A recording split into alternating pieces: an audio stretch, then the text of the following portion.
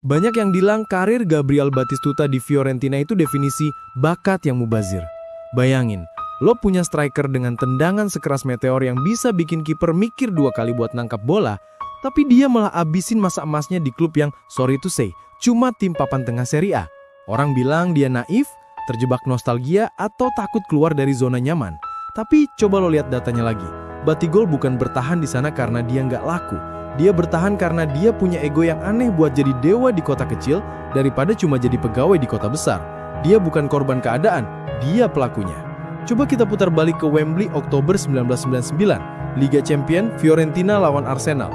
Menit 75, Batistuta dapat bola di sisi kanan, sudut sempit yang secara logika fisika nggak masuk akal buat nembak. David Seaman udah nutup celah, tapi Batigol nggak peduli soal geometri. Dia lepasin tembakan yang saking kerasnya, bola itu kayak teleportasi ke jaring atas gawang sebelum Seaman sempat ngedip. Satu stadion diem. Di momen itu, lo sadar, Fiorentina nggak pernah terlalu kecil buat Batistuta. Justru, Batistuta yang bikin Fiorentina kelihatan raksasa.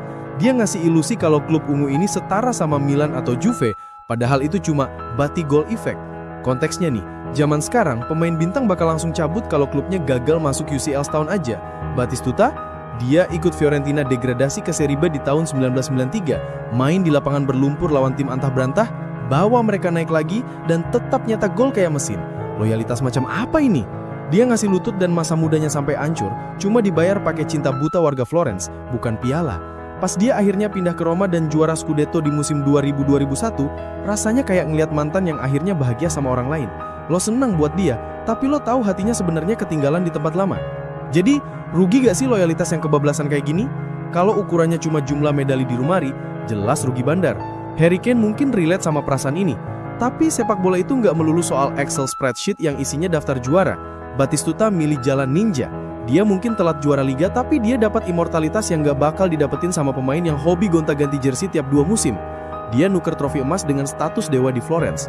Menurut lo, mending karir kayak Batistuta yang minim trofi tapi jadi legenda abadi di satu klub, atau panen trofi di mana-mana tapi nggak punya rumah sejati?